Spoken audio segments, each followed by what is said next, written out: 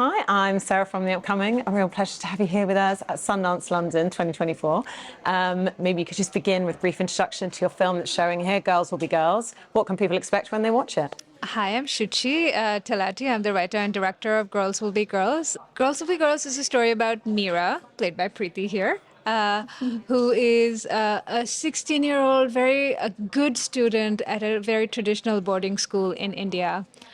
And in this strict environment where people are not allowed to date, Meera falls in love with a student who's kind of more worldly and thinks the school is kind of parochial. And things get complicated when Mira's mom finds out about this relationship. And instead of being like the strict Indian mom who's like, no, you can't date, she was like, well, bring this boy over. I want to meet him. Don't hide things from me. She meets him and likes him and starts to get somewhat friendly with him, which complicates things for Mira. Of course, it's your feature debut. You've written and directed it. And I guess it kind of, on the face of it, looks like maybe, you're sort of coming of age genre type film. But quite quickly we realised, it's quite nuanced and it's quite different and it's got a little bit of a different angle than films of this nature. Can you tell us a bit about what inspired the story and why you wanted to make this film for your first feature? I would say there were two different things. One is the story of Mira in this very strict school. I went to a school that was much like that, not a boarding school, but a very similar ethos where we were shamed, as soon as we became teenagers for our bodies and our sexuality. So I wanted to write the story of a first romance, a sexual awakening against this backdrop. So I think like the one part of writing was writing from a place of rebellion. And the second part, I think, which takes it maybe outside of this strict coming of age genre, is the character of Mira's mother, who is quite a young mom and who is trying really hard to give her daughter the freedoms that she didn't have. So to the freedom to date, to wear a short skirt, she wants to help her do that. And at the same time feels, I don't know, kind of envy and sadness because she didn't get to live this in her youth. And so in some ways it became like, when I found the mother character, it became a story about two generations of women, both pushing against what society allows them to do and finding their way in this and finding their way to each other. And to bring you into the conversation, tell us a bit about Mira. I mean, again, she's not maybe the kind of teenage girl that we often see in these films. She's quite straight-laced. She's very dedicated to her work. She's quiet. She's obedient. But of course, when she meets this guy, we see a different side to her, and she's going through that sexual awakening. And we also see perhaps some of that confidence that she has in school fade away slightly. So it's quite a complex character to play. What was it like for you taking this on? I resembled a lot with Mira. Like when I read the script, I felt like someone has taken my diary from high school and written a lot of things about me. So it was really fun with that. And I think Mira is an A grader, like even in her public life, with school she wants to top, but even in her private life, whenever she's figuring out how to have sex, I think at that point also she wants an A grade. She wants someone to tell her that she's doing a good job. So that's the part. I think while she was figuring out how to top in these two sectors, I think through the film she figured out that it's her mother who can really be, her confidant, her friend, and help her through this very, difficult phase of a teenage girl. So although it was complex, but I think working with Shuchi just made it a lot more easier and fun. And to have so many women on set and to have their perspective, to learn their teenage stories, and even while after watching the film, to hear from the audience how they resonated with the character, I think it really, really keeps Mira alive in the film and after it too. I believe it's your first time in front of the camera, is that right? So, I mean, wow, taking on a role like this, no mean feat. Did you have any trepidation, or like you say, obviously you were guided by this incredible filmmaker and this team of women and your fellow cast? Were there any kind of hurdles along the way? I think before getting on the film, I got to know that there's going to be a bit of intimacy involved. But I think we had such good prep before the film, and we worked so closely. We worked with how to communicate on set so well that I think the first day, like it didn't, the jitters of being on the first day and to hear the word action, it didn't really hit me at all, and it felt very comfortable, and it felt like just being in someone's costume and being this person for like 12 hours in a day. The intimacy part, actually, all the intimate scenes in the film were the most fun to shoot, and it was great to take your pants off and just be on set and be relaxed. So, like. I don't think there were. I mean, anytime I felt a bit like off character, or I felt like this is not working, I could always like go back to her, and we could figure out a way to navigate around it. So yeah, I think it was fun overall. I wasn't scared of the camera. And from your perspective, how did you know Preeti was your perfect mirror? Well, it was clear to me as soon as we saw her first audition tape, which was the scene where Mira flirts with her love interest for the first time under the stars. You know, he's like has his astronomy club. Just the way she played it, which was very unlike a lot of the other young actresses. The other young actresses tended to play it quite coy, you know, batting their eyelids. And that's not how Preeti played it, because Mira is a very strong character. She's, like she said, she's an A grader and she has a lot of dignity. And she said, you know, the way she played it was like, I like this boy, but I will not debase myself. And just that choice, which is how I'd written Mira, that's how I always saw her. So it was very clear to me that she got it. I feel like that came true over and over again, where I think like she had such easy access to the psychology of this character that I feel like we didn't really have to talk about explaining why she was feeling, you know, a certain way, why she would do something a certain way. She just got it. It really needed like a word or a phrase. I feel like the only scene where I remember where it was like the scene where there's a sex scene and she was like, well, this is something I have no life experience of. And I feel a little bit at sea. I don't know what I'm doing. But I feel like every other scene, it felt like she had like just a direct pipeline to Mira's psychology. In terms of kind of, you know, delving into this much more nuanced area of this kind of emotional love triangle that's happening between the mother-daughter and the guy, you know, what was so interesting to you about that? And do you feel like actually in terms of having films that delve into female experiences in a more complex and layered way have been missing? And it's great that now there does seem to be more of a platform, there does seem to be more of an appetite for these kind of stories to not make everything so black and white. Yeah, I appreciate that question. So, you know, in terms of what was interesting to me about this love triangle was this idea of these two women who are trying to live forbidden lives. You know, so this teenage girl, Mira, she is in a world that shames women for shorter skirts, talking too much to boys. If boys take upskirt photos, it's the girls who are blamed. You know, that's why the girls, you know, the girls are blamed for having too short of a uniform. And then here's this character who's trying to explore a very normal part of growing up, you know, her sexuality, romance. That's Mira.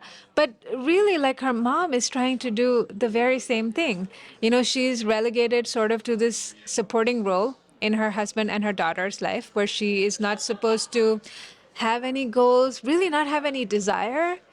And so I wanted to look at this character also, well, first from Mira's point of view, where Mira is embarrassed by her mom and feels revulsion and is like, stay in your lane, but also comes to a kind of understanding, which is, you know, and which mirrors the compassion I felt as a writer to think about this woman who's in her late 30s. She's 39, who has a teenage daughter. She's a young woman. Like, why should she not have desire? Why should she not flirt? What she's looking from this boy is not really sexual satisfaction. She's looking for someone who pays attention to her, who wants to know what her childhood was like, what her days at school were like, you know, a kind of interest that she doesn't get from anyone in her life. So I think the idea of these two women jostling for that attention was very interesting. It feels so relevant because really it's very grounded in India, but at the same time, in every culture where each generation of women has more freedoms than the previous, Like, how can the mom's generation not look at their daughters and feel some level of envy and sadness? Like, how can you not?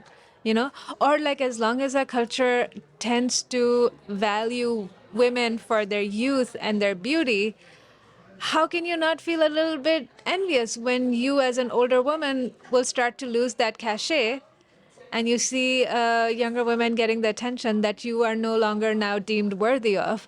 So I think those were kind of like the ideas that informed this triangle. And I guess also just that lens of approaching your characters and their situations with empathy rather than judgment, which you feel like in the past maybe films can do. And I guess you're then putting the audience into that position as well of trying to look at the characters and the way they're behaving in a more open-minded way. I always say I love all my characters and really try to find some empathy for them. It's not that I condone what they do, but I want to understand where they're coming from. And so whether it's Mira, her mom, who really makes you squirm through the film and makes you really uncomfortable, and you sometimes hate her, you know, but I want the audience to understand where she's coming from. Even the boyfriend, you know, who is a complicated fellow, or even the bad boys, bullies at school. You see that they are terrible. They take upskirt photos. They are very nasty to Mira's character. And yet, in a brief scene, you see that they have fathers who are borderline abusive, you know? And so you see this like cycle of violence. So even with every minor character, or like the headmistress at school, Miss Bansal, you know, who is kind of like I know she's an agent of the patriarchy in the school. She's upholding the school rules, and she's the one who says, well, if the boys are taking upskirt photos, but what about the girls' uniforms? But you still see that you still understand where she's coming from, you know? And I think that was really important to me in the writing. And obviously played in Sundance, now you bring it here to London. How does that feel? And I guess what has been the response so far, you know? Has it been a conversation starter? How have people reacted to your character, for example? I think the conversation started before I got this film. Like when I was reading the script, the conversation started at home with my mother about sexuality. So I'm really grateful that she got me the script, and then I could talk to my mom about sex education and how eventually I'm going to have sex, and she needs to be prepared for it. So that, but then after the film, like watching it with an audience is always such a rewarding experience. And although the film is based in India, but there's just so much universality to it. So US was like, the States audience was like a surprise. They were cheerful, they were gasping. So just watching the film with them, you're literally breathing with the audience. So now to have it here in London, I'm really excited to see how the audience feels about it. And I know because there's this universality, there's this common teenage experience that the film like delves into. So I'm really looking forward to hearing people after the film and discussing about that. And also that my parents are here and they're going to watch it for the first time. I want to know what did they feel about it, and let's see how much discussion that opens back in home again. Yeah. She said it all. Yeah, there's not so much more to say. Just that the first time it screened, it was magical. You're very nervous, and you know it's a film that invites laughter sometimes, and it's not because there's punchline or gags, but it's a laughter of recognition, of embarrassment. And I was just waiting to see if somebody has to break the ice. There has to be the first laugher in the room, and then it will set everyone off. And once they started laughing, and then you could just, like she was saying, it was like they were with the film every step of the way. Yeah. And then we won this audience award in our category at Sundance. So, you know, that was wonderful. Preeti won a special jury prize for best performance. So, yeah, it's been quite the ride. And I guess it's great to have a platform for Hindi cinema in these kind of international festivals. And perhaps, you know, if anyone has sort of like preconceived ideas of what that might look like, and the fact that you're telling this really kind of relatable and, like you say, kind of heartwarming and funny story, you know, I guess it's great to kind of open up people's eyes to what kind of cinema can come out of India. Yeah, I think people expect a certain kind of cinema to come out of India, especially the cinema that makes it has historically made it in the West is often their stories of oppression, where women are victims. And those stories are very important because it is a patriarchal society with a lot of violence against women.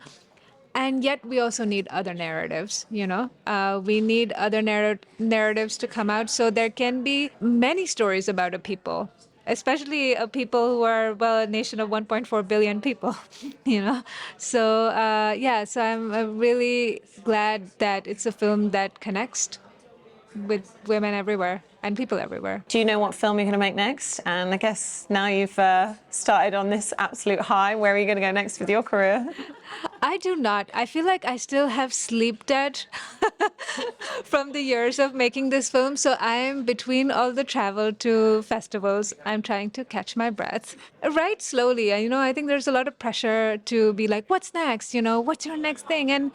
And honestly, good storytelling and art sometimes takes a moment. It takes a while to mature, gestate. This took a long time. I'm writing, but I'm in no rush. For me, I think because Mira's character was very close to me, I think the next step that I want to do is to figure out characters which are not close to me and to see how that works. Yeah, I mean, I still want to be very close to films, if not in the scope of acting.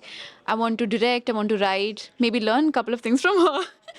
So it's been a fun journey, and the film has opened a lot of doors for so many people on the film. So I'm really excited just what's about to be there. Yeah. Yeah, watch out for this one. She's going to A-grade filmmaking as she has A-graded acting. It sounds like you got a protege on your hands, doesn't it? Oh my God, thank you so much for sharing all that with me. Congratulations on the wonderful film. I really enjoyed presenting it here in London and everyone's going to love it. Thanks so much. Thank you so much. Thank you so much.